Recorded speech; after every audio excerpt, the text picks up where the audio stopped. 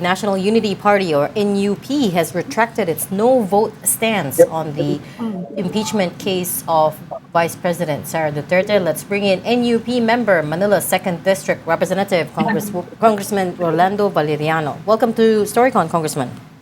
Salamat po. Magandang hapon Hi, po sir. sa inyong lahat at sa all televiewers. Good afternoon po. Hi, Congressman. Yeah, good afternoon po, ma'am. Yes, sir. Sir, baseline lang siguro muna tayo. Ano talaga yung posisyon ng Nagugulan kami dahil ano ba talaga? naglabas ng statement si SecGen. Ano ho yun? Ako po ay third term na sa Kongreso. Never naman na ang NUP nagdikta sa amin ng aming boto. Wala pong ganon. It was always a conscience vote. Ang usapan po namin, if you think that is right and that is just, gawin mo. So, ang mangyayari po rito, kanya-kanya kaming boto kung ano po yung magustuhan ng miyembro. At tilinaw din naman po yun ni Deputy Speaker Ronnie Puno, I think last night, na ang sinasabi niya lang, it's a conscience vote dahil nga mukhang hating-hati ang opinion ng NUP members. Pero bakit po nag-issue ng ganong statement in the saan ang first hugot place? ni Kasi SecGen doon? buong araw kahapon, yun ang kumakalat na istorya na hindi nga kayo papayag na na hindi kayo inclined to support.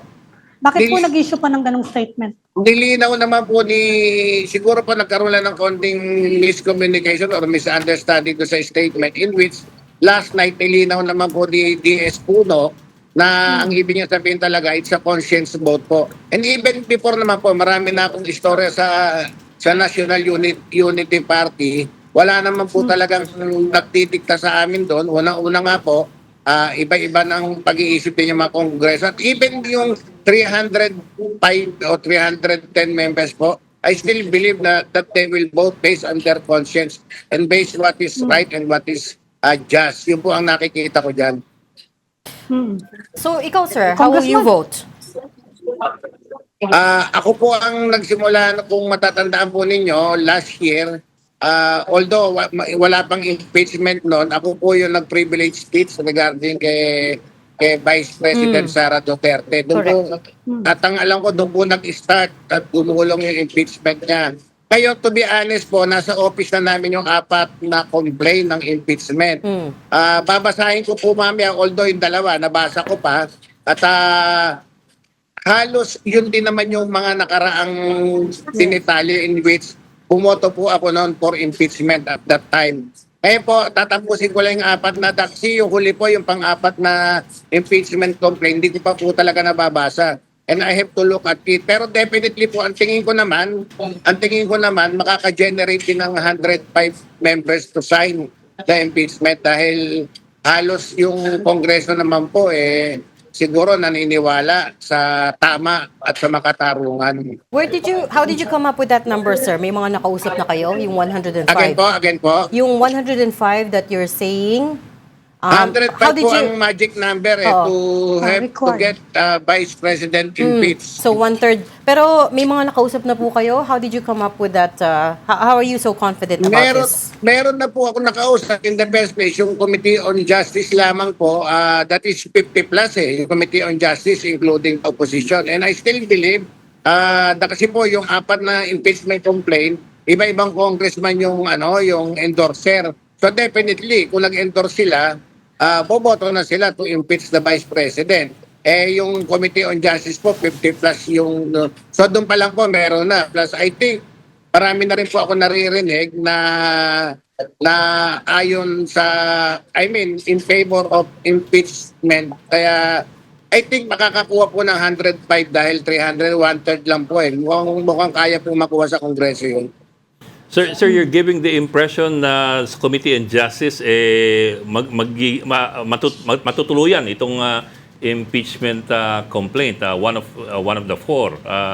Did I get you right? Your feeling is that yung Committee on Justice, most of the members, if not all, are for the impeachment? Inclined to impeach the Vice President. I think so po. Kasi by Monday to Wednesday, itatakal na po yung grounds niya. Sufficiency po. Kung merong, pero I believe po na magkakaroon ng substance kasi ayon sa pagkakabasa ko, halos wala naman pong naiba doon sa nakaraang taon. At kung matatandaan nyo po, hindi naman tinakel ng Supreme Court yung laman Yung ng merits, impeachment. So, Mm. pero kami po, nabasa na ho na, medyo naiba lang yung style, pero still believe yung magic number na 105, kaya pong makuha. And even sa Committee on Justice, naniniwala ako na magkakaroon ng substance and sa forms.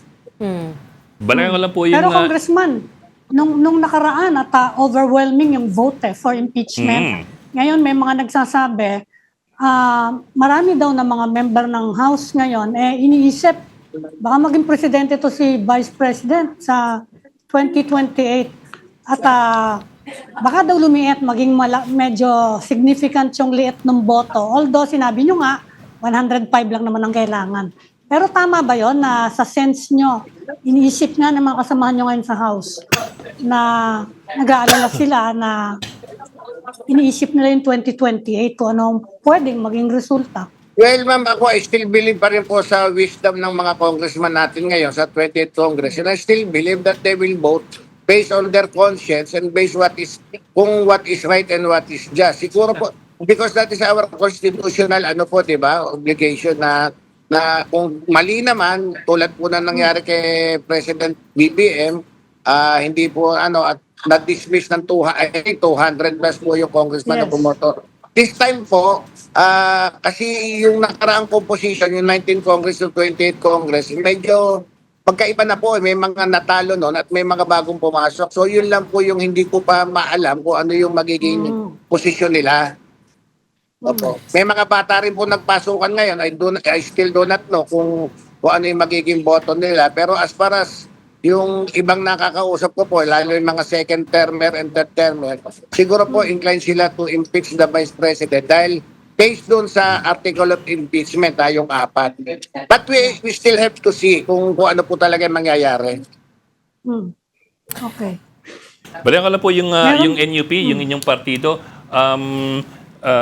Tama ho ba? You're 43 members right now in Congress? 42 right now po, it's 42. 42. At pag sinabi Apo. po ninyo na hating-hati, yung partido ninyo sa Kongreso dun sa issue ng impeachment, are you more or less looking at 50-50, 50% hati o mas lamang yung isa? That I still do not know, pero narinig ko pa yung statement ni PS Puno, may mga nakausap siya na parang hindi pabor do sa impeachment. Ngayon, meron din po naman ako nakausap na pabor, just like Congressman Benny Abante na isa pa sa... Siyempre, endorser po Benny siya. Abante is also from NUP at isa pa po siya sa mga endorser ng fourth impeachment complaint. So siguro po, hindi ko alam kung hating-hati pa talaga. Malalaman po natin by Monday kasi kanina pa lamang po pinadala sa office namin yung fourth impeachment complaint. At ako po hanggang sa oras na to, aminin ko sa inyo, binabasa ko pa po . Yung last year po na impeachment vote, meron bang posisyon yung NUP as a party nung huling impeachment vote February last year? Never pong nagbigay ng posisyon talaga. ng NUP at that time.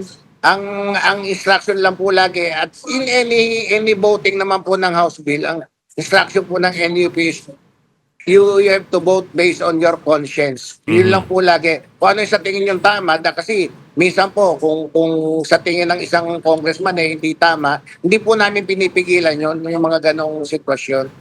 But Lalo na po dito sa impeachment ni Vice President Sara, dahil sabi nyo nga nahati yung kongreso dito. So, lalong hindi po posisyon ng NUP na magdidikta po sa amin. At never naman po nagdikta ang NUP sa kanyang sa mga congressman na partido.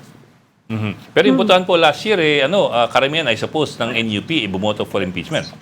Kasi, I think so. Hindi, pero kung natatandaan nyo, Kiko Barsaga is one of the Yeah. NUP member Opo. last year na hindi na rin siya bumoto kaya kagad sa hindi po lahat bumoto. I don't think so. Tsaka si DS Puno po, he is not a part of the 19th Congress . Ngayon pa lang siya. So talagang hindi ko po alam. Papasahin niya po at naniniwala naman ako sa wisdom ni DS Puno at magdi-decide siya based on his guts, based do sa what is just and what is right. Yun po lagi ang sinasabi naman niya sa amin lahat. Sir, Congressman, cambio lang akong konti. wait lang, Ami. Nagkakaroon ba kayo ng Ami, ng- wait. Let me just close out this Yeah. party stand on the impeachment. Nakalimutan ko na tuloy, Mike. You said it's causing a lot of division within the party. Amongst the ones na ayaw that are against the impeachment, what are they telling you? Nahihinaan po sila doon sa complaint. Yun po ang sinasabi nila. At yung iba, sinasabi nila doon sa confidential fund, talaga naman daw pwedeng alias. Iba-iba po na opinion eh. So, iba po yung opinion ko, iba yung opinion ng ibang mga congressman po sa atin. Yung first term congressman po na NUP, to be honest, hindi pa po sila nagbibigay ng ano nila ng opinion nila eh. Kung ano, baka ngayon pa lang din po nila binabasa. Okay. Ami? Congressman, magkakaroon ba kayo ng party positions na dynasty? It's a very contentious issue eh. Not a party position, pero definitely po, naririnig ko na rin na mukhang lahat kami papunta sa anti-dynasty po. Pero ano Ako nga po, yung I specific, myself- anong version? Yung version, yung sa second consanguinity po, yun po. Second degree of Senate- consanguinity. Senate Apo. version? Bawal Saka- yung direct succession. Apo, bawal yun. Yung may version po si Speaker Boji eh. Malamang yun po yung susutin namin. Yun po yung hawak-hawak the namin na speaker's version. binabasa namin. Ito po yung may clustering. Clustering yung kay Speaker Boji eh.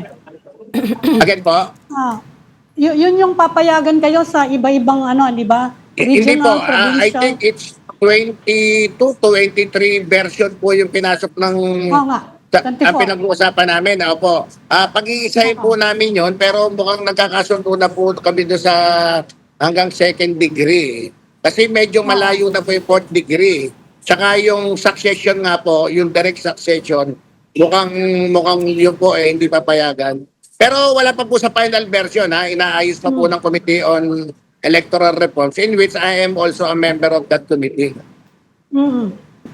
Sorry, naputol po kayo, sir. You were about to say, para sa'yo, what did you think personally of Hindi po. the bill? Doon sa second degree po. Pero hanggang ngayon po, kasi nga pinagsama-sama yung 23 version, inaayos pa po namin sa electoral reforms in which I am also a member of that committee. Wala pang consensus at this point. Wala pa po, siguro hanggang next week po, pero kasama na po sa LEDAC ni Presidente yun. At definitely po, siguro within 2 weeks bago magbakasyon ng Kongreso, ipapasa po namin yung anti-dynasty law. 2 weeks bago mag-break.